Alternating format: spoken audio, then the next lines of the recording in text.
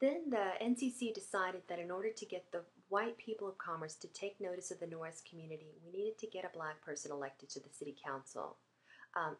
Billy Reed, he's speaking about here, or others approached Ivory Moore, who was the new dean of students at ETSU, and he agreed to run for city council. Remember, they brought him here in the early part of the 70s to become the dean of minority affairs, which had not existed before that point.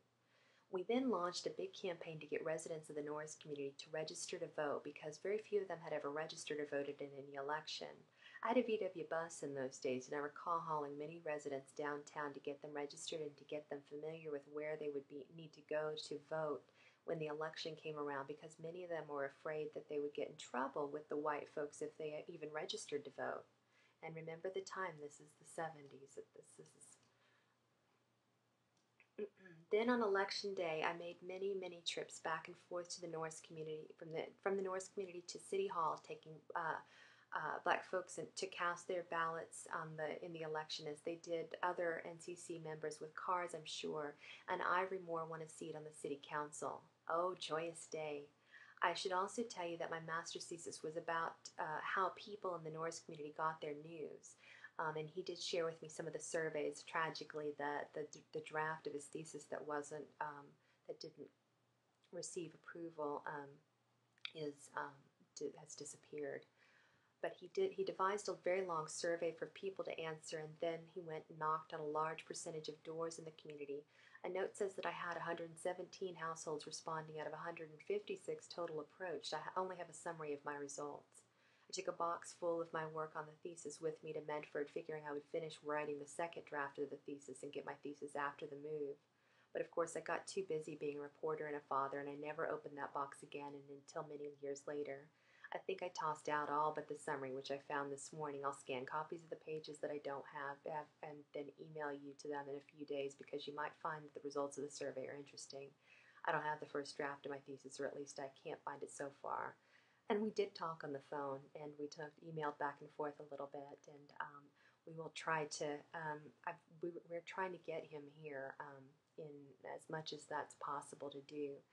But the other interesting thing is that I mentioned to Ms. Pennell and Mr. Reed, two of the folks I've been talking to so much, that I had gotten in contact with Alan Hallmark, and they were so excited, and he did call both Mr. Reed and Ms. Pennell, and got to speak with them on the phone, and they were just delighted and he was delighted because he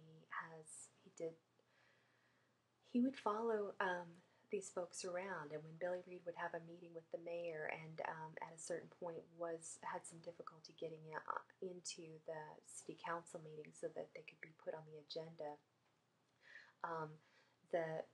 whatever was talked about in behind closed doors or in open areas, Alan Hallmark would write about it, and he would, if it didn't get published in the campus paper or the local paper, he would create these newsletters and pamphlets and distribute them around. So any words that were said became public, which I just think is marvelous. So through this kind of convergence of things and the time that they spent coming up with the ways in which they were going to approach, and in what order, through agenda, the city to enable these changes to be made.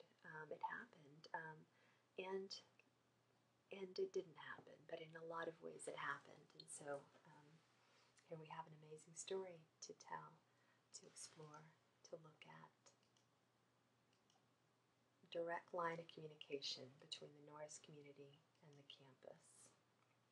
That's what Naya would have wanted, it seems.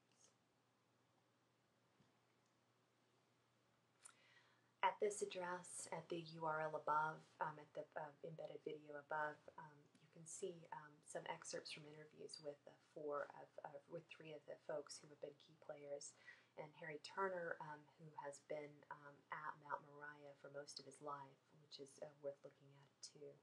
Good stuff, worth working on.